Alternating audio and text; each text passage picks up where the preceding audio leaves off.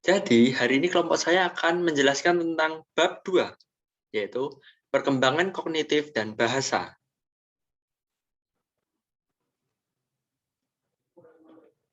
Perkembangan kognitif dan bahasa memiliki 3 subbab, yaitu 1.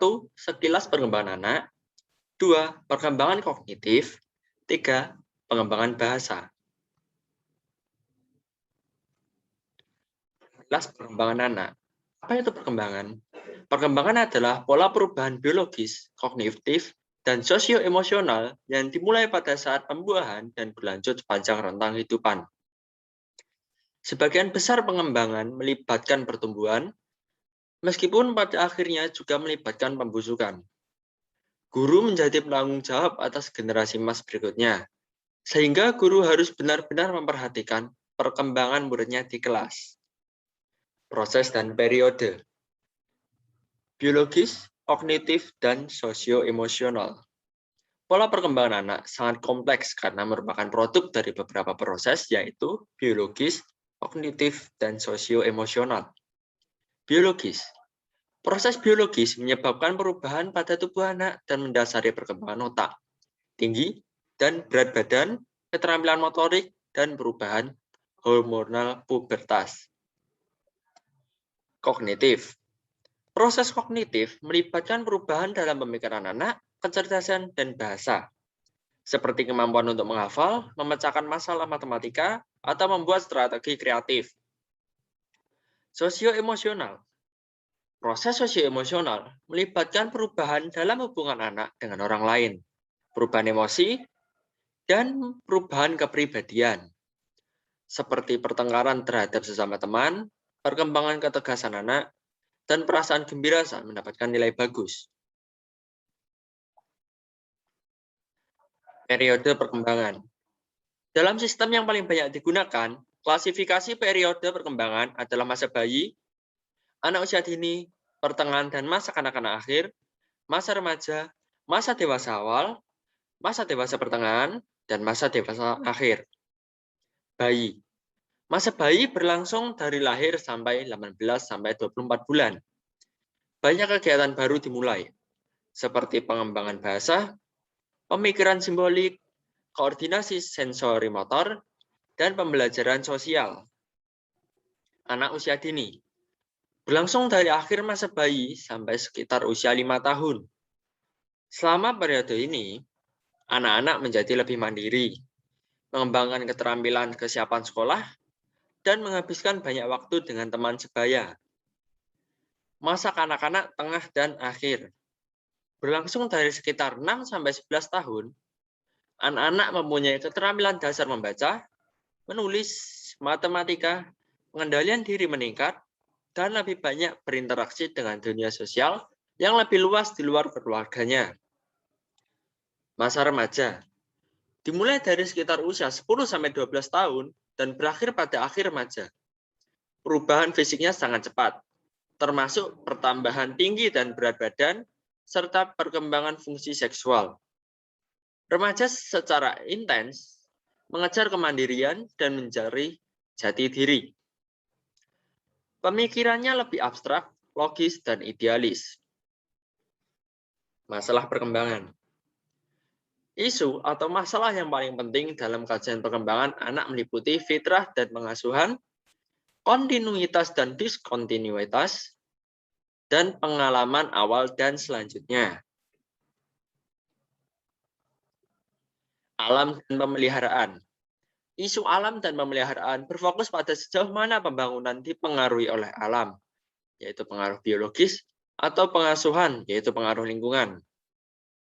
Meskipun keturunan dan lingkungan adalah pengaruh yang meresap pada perkembangan, manusia dapat menciptakan perkembangan jalur mental dengan mengubah lingkungan. Selama masa kanak-kanak, pengalaman lingkungan seperti nutrisi, stres, belajar, perawatan anak, dan dorongan dapat memodifikasi aktivitas genetik dan aktivitas sistem saraf yang secara langsung mendasari perilaku. Gen menghasilkan protein sepanjang rentang hidup di banyak lingkungan yang berbeda. Bayangkan sejenak, bahwa ada sekelompok gen yang entah bagaimana terkait dengan kekerasan pemuda. Remaja yang membawa campuran genetik ini mungkin mengalami dunia orang tua yang penuh kasih, makanan bergizi biasa, banyak buku, dan serangkaian guru yang kompeten. Atau dunia remaja yang dihasilkan dari kelalaian orang tua, lingkungan di mana tembakan dan kejahatan terjadi setiap hari, dan sekolah yang tidak memadai. Tapi mereka bisa menulis jalur perkembangan mereka sendiri yang unik dengan mengubah lingkungan mereka. Kontinuitas dan diskontinuitas. Masalah kontinuitas dan diskontinuitas berfokus pada sejauh mana perkembangan melibatkan perubahan kumulatif secara bertahap, yaitu kontinuitas, atau tahapan yang berbeda, yaitu diskontinuitas. Kontinuitas, yaitu kata pertama anak, merangkak, berjalan, berlari, pubertas, kejadian yang tampaknya tiba-tiba dan terputus-putus sebenarnya terjadi selama beberapa tahun.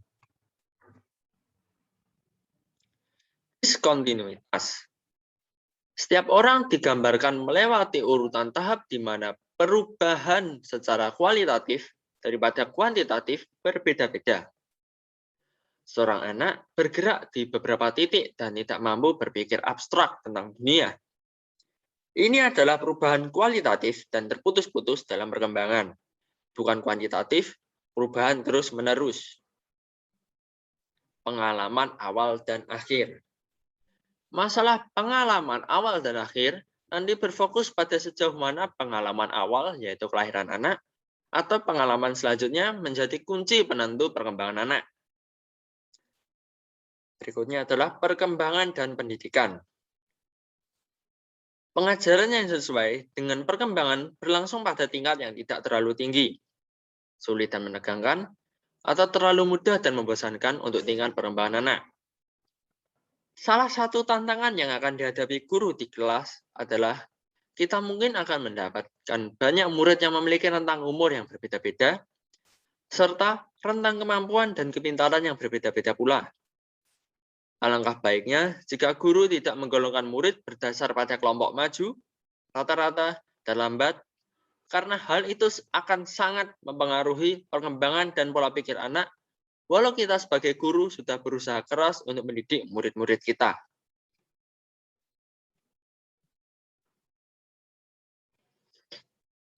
Otak.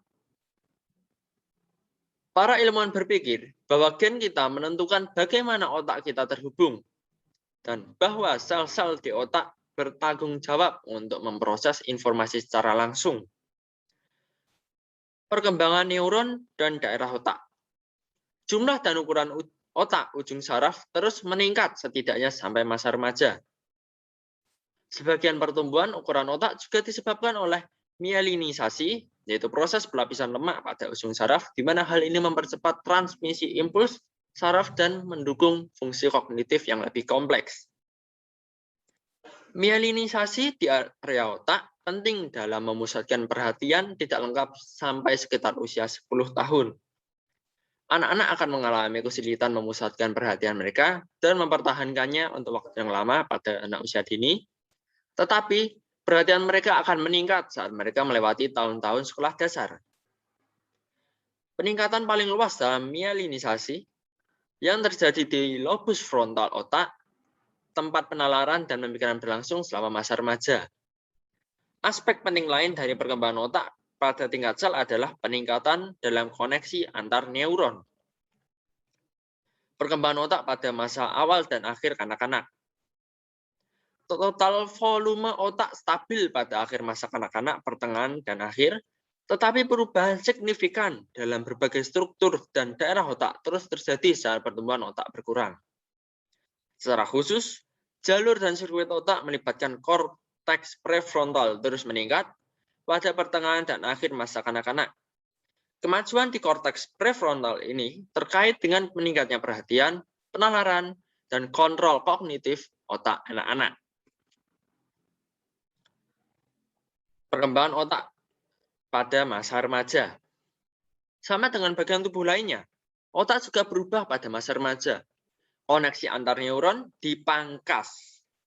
Saat perkembangan anak-anak dan remaja, Akibat pemangkasan ini, akhir masa remaja memiliki koneksi yang lebih sedikit, lebih selektif, lebih efektif berinteraksi antar neuron daripada saat anak-anak. Dan pemangkasan ini menunjukkan bahwa aktivitas yang dilakukan remaja tidak terlibat dalam pengaruh koneksi saraf, mana yang akan diperkuat dan mana yang akan hilang. Lateralisasi. Lateralisasi adalah spesialisasi fungsi di setiap belahan dari otak. Banyak orang membedakan bagian-bagian otak dengan sebutan otak kiri dan otak kanan. Otak kiri biasanya memproses ingatan, matematika, tata bahasa, dan bahasa. Sedangkan otak kanan biasanya memproses imajinasi, warna, lagu, emosi tubuh, dan humor. Tapi menurut penelitian, cara pembagian kinerja otak seperti yang dijelaskan tadi dirasa kurang tepat. Karena fungsi kerja otak lebih kompleks dari hanya teori otak kiri dan otak kanan. Otak dan pendidikan anak. Para ilmuwan belum menentukan apakah perubahan otak ada lebih dulu atau apakah perubahan otak adalah hasil dari pengalaman dengan teman sebaya, orang tua, dan yang lain. Sekali lagi, kita menjumpai persoalan nature or nurture yang begitu menonjol dalam mengkaji perkembangan anak dan remaja.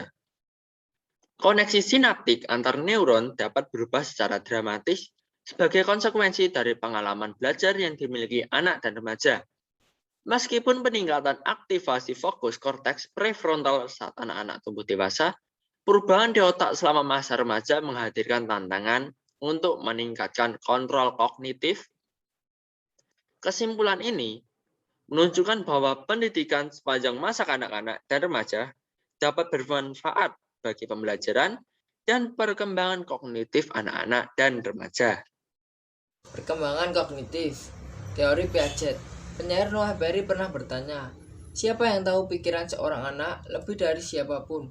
Psikolog Swiss yang terkenal Jean Piaget tahun 1896 sampai 1980 tahun. Proses kognitif. Proses apa yang digunakan anak-anak saat mereka membangun pengetahuan mereka tentang dunia? Piaget menekankan bahwa proses ini sangat penting dalam hal skema, asimilasi, akomodasi, organisasi, dan ekuilibrasi. Skema adalah dalam teori Piaget, tindakan atau mental representasi yang mengatur pengetahuan. Asimilasi, konsep Piaget tentang penggabungan informasi baru ke dalam pengetahuan yang sudah ada. Akomodasi, konsep penyesuaian Piaget skema agar sesuai dengan informasi dan pengalaman baru. Konsep organisasi, Piaget tentang pengelompokan perilaku yang terisolasi ke dalam tingkat yang lebih tinggi, fungsi kognitif yang lebih lancar sistem, pengelompokan atau pengaturan item ke dalam kategori. Ekuilibrasi dan tahapan ekuilibrasi pembangunan adalah mekanisme yang diusulkan Piaget untuk menjelaskan bagaimana anak-anak berpindah dari satu tahap pemikiran ke tahap selanjutnya. Tahapan Piaget. Setiap tahapan Piaget berkaitan dengan usia dan terdiri dari cara berpikir. Piaget mengusulkan 4 tahap perkembangan kognitif, yaitu sensori motor, praoperasional, operasional konkret, dan operasional formal. Ekuilibrasi sebuah mekanisme yang diusulkan Piaget untuk menjelaskan bagaimana anak-anak beralih dari satu tahap pemikiran ke tahap pemikiran selanjutnya. Pergeseran terjadi ketika anak-anak mengalami konflik kognitif atau desequilibrium. Dalam mencoba memahaminya, akhirnya mereka menyelesaikan konflik dan mencapai keseimbangan atau pemikiran. Tahap sensori motor. Tahap pertama Piaget yang berlangsung lama sejak lahir sekitar usia 2 tahun. Ketika bayi membangun pemahaman tentang dunia dengan mengkoordinasikan pengalaman sensorik dengan tindakan motorik. Tahap praoperasional. Tahap ini berlangsung dari sekitar 2-7 tahun, ketika pemikiran simbolis meningkat dan pemikiran operasional belum ada. Subtahap fungsi simbolik. Subtahap ini, pemikiran praoperasional, terjadi antara sekitar 2-4 tahun. Kemampuan untuk mewakili suatu objek tidak hadir berkembang dan pemikiran simbolik meningkat egosentrisme.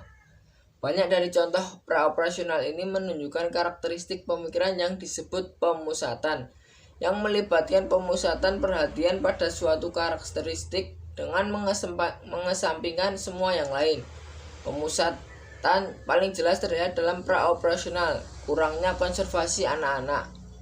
Gagasan bahwa beberapa karakteristik suatu objek tetap sama meskipun objek mungkin berubah dalam penampilan. Sebagai contoh, untuk orang dewasa, jelas mereka mempunyai cairan tetap sama terlepas dari itu berbentuk wadah. Pemusatan memfokuskan atau memusatkan perhatian pada satu karakteristik dengan mengesampingkan semua yang lain. Ciri dari pemikiran pra-operasional. Konservasi gagasan bahwa beberapa karakteristik dari suatu objek tetap sama meskipun objek mungkin perubahan penampilan. Kemampuan kognitif yang berkembang dalam tahap operasional konkret menurut Piaget. Tahap operasional konkret kognitif ketiga Piaget, tahap perkembangan, terjadi antara sekitar sampai 11 tahun. Pada tahap ini, anak berpikir secara operasional dan penalaran logis menggantikan pemikiran intuitif, tetapi hanya dalam situasi konkret. Keterampilan klasifikasi ada, tapi masalah abstrak menghadirkan kesulitan. Seriation, sebuah operasi konkret yang melibatkan pemesanan rangsangan sepanjang beberapa dimensi kuantitatif. Transivitas, kemampuan untuk menalar dan menggabungkan secara logis hubungan. Tahap operasional formal kognitif keempat Piaget, tahap perkembangan, yang muncul antara sekitar 11-15 tahun. Pikiran menjadi lebih abstrak, idealis, dan logis. Penalaran hipotesis deduktif formal Piaget, konsep operasional yang dapat dikembangkan remaja hipotesis untuk memecahkan masalah dan mencapai secara sistematis sebuah kesimpulan. Selanjutnya, Piaget, konstruktivisme, dan teknologi. Ide dasar ini adalah bahwa siswa belajar paling baik ketika mereka secara aktif membangun informasi dan pengetahuan.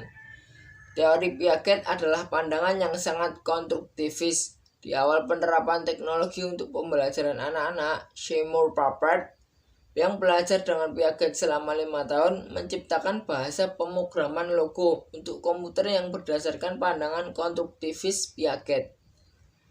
Evaluasi teori Piaget. Apa kontribusi utama Piaget? Memiliki teorinya bertahan dalam ujian waktu. Kontribusi Piaget adalah seorang raksasa dalam bidang psikologi perkembangan. Kami berutang baginya bidang perkembangan kognitif anak-anak saat ini. Kami berutang banyak padanya daftar konsep ahli termasuk asimilasi dan akomodasi, objek permanen, egosentrisme, konservasi, dan penalaran hipotesis deduktif. Nah, sekarang mau masuki teori Vygotsky. Selain teori Piaget, teori perkembangan utama lain-lain yang berfokus pada kognisi anak-anak dikembangkan di Rusia oleh Lev Vygotsky. Dalam teori Vygotsky, perkembangan kognitif anak-anak dibentuk oleh konteks budaya di mana mereka hidup. Zona perkembangan proksimal keyakinan. Vygotsky akan pentingnya sosial pengaruh, terutama instruksi. Pada perkembangan kognitif anak-anak tercermin dalam konsepnya tentang zona perkembangan proksimal. Zona perkembangan proksimal atau YPD adalah istilah Vygotsky untuk berbagai tugas yang terlalu sulit untuk anak-anak untuk dikuasai sendiri, tetapi itu dapat dipelajari dengan bimbingan dan bantuan dari orang dewasa atau anak-anak yang lebih terampil. Scaffolding, sebuah teknik yang melibatkan perubahan tingkat dukungan belajar. Seorang guru atau lebih rekan tingkat lanjut menyesuaikan jumlah panduan agar sesuai dengan kinerja siswa saat ini. Bahasa dan pikiran. Dalam pandangan Vygotsky, bahasa memainkan peran penting dalam perkembangan seorang anak. Menurut Vygotsky, anak-anak menggunakan ucapan tidak hanya untuk komunikasi sosial, tetapi juga untuk membantu mereka menyelesaikan tugas. Vygotsky lebih lanjut berpendapat bahwa anak-anak kecil menggunakan bahasa untuk merencanakan, membimbing, dan memantau perilaku mereka. Zona Vygotsky perkembangan proksimal. Zona perkembangan proksimal Vygotsky memiliki batas bawah dan batas atas. Tugas di JPD adalah terlalu sulit bagi anak-anak untuk melakukannya sendiri. Mereka memerlukan bantuan dari orang dewasa atau orang yang lebih terampil anak ketika anak-anak mengalami instruksi verbal atau demonstrasi. Mereka mengatur informasi dalam struktur mental yang ada sehingga mereka dapat akhirnya melakukan keterampilan atau tugas sendirian. Mengevaluasi teori Vygotsky. Bagaimana teori Vygotsky dibandingkan dengan teori Piaget? Meskipun kedua teori tersebut konstruktivis, Vygotsky adalah pendekatan konstruktivis sosial yang menekankan konteks sosial, pembelajaran, dan konstruksi pengetahuan melalui interaksi sosial. Pendekatan konstruktivis sosial menekankan konteks sosial, pembelajaran, dan pengetahuan itu saling dibangun dan dikonstruksi. Teori Vygotsky mencontohkan pendekatan ini. Nah, selanjutnya, apa itu bahasa? Bahasa adalah suatu bentuk komunikasi, baik lisan tertulis atau ditandatangani, yang didasarkan pada sistem simbol. Fonologi, sistem suara bahasa. Morfologi, mengacu pada unit makna yang terlibat dalam pembentukan kata. Sintaks, cara kata-kata harus digabungkan untuk membentuk frasa dan kalimat yang dapat diterima. Semantik, mengacu pada makna kata dan kalimat. Setiap kata memiliki seperangkat fitur semantik atau atribut yang diperlukan terkait dengan makna. Gadis dan wanita, misalnya, berbagai banyak fitur semantik, tetapi mereka berbeda secara semantik dalam hal usia. Pragmatik, seperangkat aturan bahasa terakhir melibatkan pragmatik, penggunaan bahasa yang tepat bahasa dalam konteks yang berbeda. Pragmatik mencakup banyak wilayah, juga menerapkan pragmatik bahasa Inggris ketika Anda menggunakan bahasa yang sopan dengan tepat. Situasi, misalnya ketika berbicara dengan guru atau menceritakan kisah yang menarik. Nah, selanjutnya, bagaimana keadaan bahasa sekarang? Apa sajakah tonggak perkembangan kunci dalam perkembangan bahasa? Kita akan memeriksa tonggak ini pada masa bayi, anak usia dini, masa kanak-kanak tengah dan akhir, dan masa remaja. Pemerolehan bahasa pada masa bayi maju melewati sejumlah tonggak sejarah pada masa bayi. Karena fokus utama dari teks ini adalah pada anak-anak dan remaja daripada bayi, kami hanya akan menjelaskan beberapa dari banyak tonggak bahasa pada masa bayi. Mengoceh terjadi di pertengahan tahun pertama dan bayi biasanya anak usia dini. Ketika anak-anak meninggalkan tahap 2 kata, mereka bergerak agak cepat untuk menjadi kombinasi 3, 4, dan 5 kata. Transisi dari kalimat sederhana mengekspresikan proporsi tunggal untuk kalimat kompleks dimulai antara 2 sampai 3 tahun usia dan berlanjut ke tahun-tahun sekolah dasar. Sistem aturan bahasa. Mari kita telusuri perubahan dalam 5 sistem aturan telah kami jelaskan sebelumnya. Ada fonologi, morfologi, sintaksis, semantik, dan pragmatik. Selama anak usia dini, dalam hal fonologi, sebagian besar anak-anak prasekolah secara bertahap menjadi sensitif terhadap suara kata-kata yang diucapkan mereka. Memperhatikan saja, menikmati puisi, buat nama konyol untuk suatu yang mengganti suatu suara dengan yang lain, dan bertepuk tangan bersama setiap suku kata dalam sebuah frase. Literasi dini. Kekhawatiran tentang kemampuan membaca dan menulis anak-anak Amerika Serikat telah menyebabkan pemeriksaan yang cermat terhadap pengalaman anak-anak persekolahan dan TK. Dengan semoga orientasi positif terhadap membaca dan menulis dapat dikembangkan sejak dini. Dalam kehidupan, orang tua dan guru perlu menyediakan anak-anak muda dan lingkungan yang mendukung untuk pengembangan keterampilan literasi.